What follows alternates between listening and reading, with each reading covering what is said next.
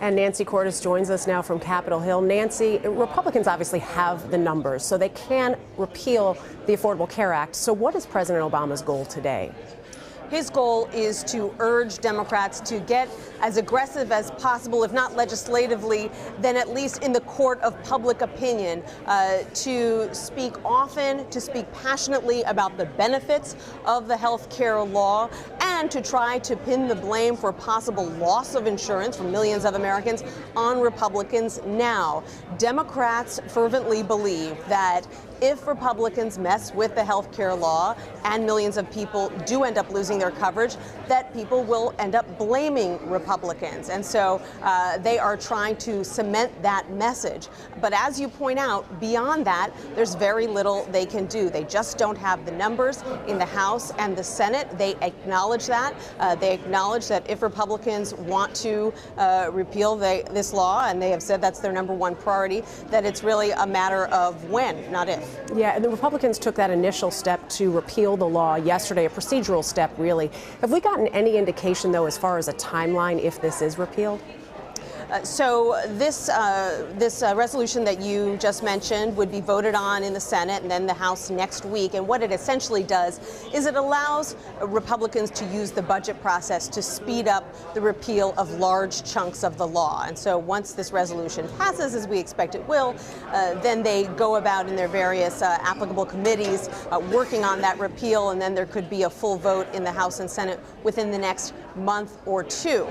The big questions are, number one, what do Republicans put in place as kind of a stopgap or a grace period while they are working on coming up with some kind of replacement for Obamacare? So, for instance, do they say that there will be a 2-year grace period for anyone who is currently getting their insurance through the health care law? And then beyond that, how quickly can they begin to work on a replacement, and can they come to any kind of consensus on what that replacement should look like? Because there are some Republicans who say, look, some parts of this law we really like.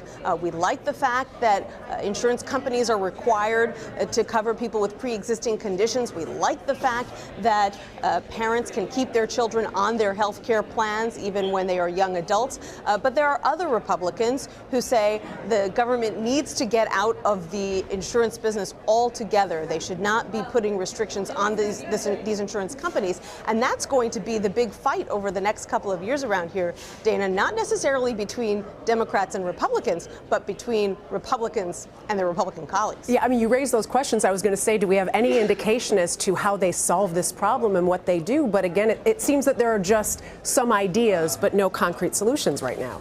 Right, and to give you a sense of how difficult it is to come up with an alternative, Republicans have had 6 years since this law went into place to present that alternative. They always promised that they would. They always said that it was right around the corner, that they were going to show a path to a better way, and it has never happened because the universe of options here are really very limited. And what Democrats would argue is that the reason that Republicans can't come up with a conservative alternative to Obamacare is because they already have the conservative alternative. They say Obamacare is actually much more conservative than what a lot of Democrats would have liked. A lot of Democrats would have favored a simple single-payer system where you put the government in charge of insuring the public. Obviously, they knew that was not going to fly with a lot of moderate Democrats and obviously with Republicans. So they left the insurance industry intact and just placed some new requirements on the industry and also on Americans to buy insurance. So they say, good luck trying to find alternatives to Obamacare that are more conservative than the current approach. They argue that conservative way just doesn't exist. Yeah, a busy one day already now that things are back in action. House Republicans yesterday, you mentioned this in the piece, so they scrapped plans to gut the Independent Ethics Office. This was less than 24 hours after they voted to enact that. Have we gotten any indication as to what was more important, whether it was a tweet from President-elect Trump or whether it was just an outcry of disapproval from the public? I think it was both, but the Trump tweet was certainly the final straw. Republican leaders were already very concerned about the beating that they were taking in the press, with conservative groups, with liberal groups. They were worried that it was sending the absolute wrong message about their priorities in the 115th Congress. And for a change, a tweet from Donald Trump was sort of a gift to them rather than a hindrance. They quickly called an emergency meeting after he sent a little while after he sent that tweet, and this time House Republicans who had voted for this resolution the night before and who aren't want to change their minds on things like this, especially not within the span of 24 hours, saw that the president-elect himself was not on their side, and all got into that meeting and said, okay, you're right. This was not necessarily the right time to take a step like this, maybe not necessarily the right way to reform the Office of Congressional Ethics, which, by the way, lawmakers on both sides believe needs to be changed. And so they relented. But obviously, it left a stain on the first day of the 115th Congress when Republicans are trying to show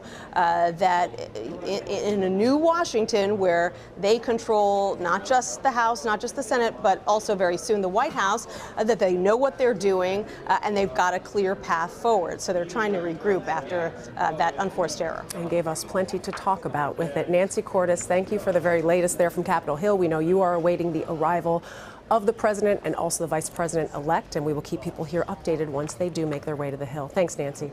You got it.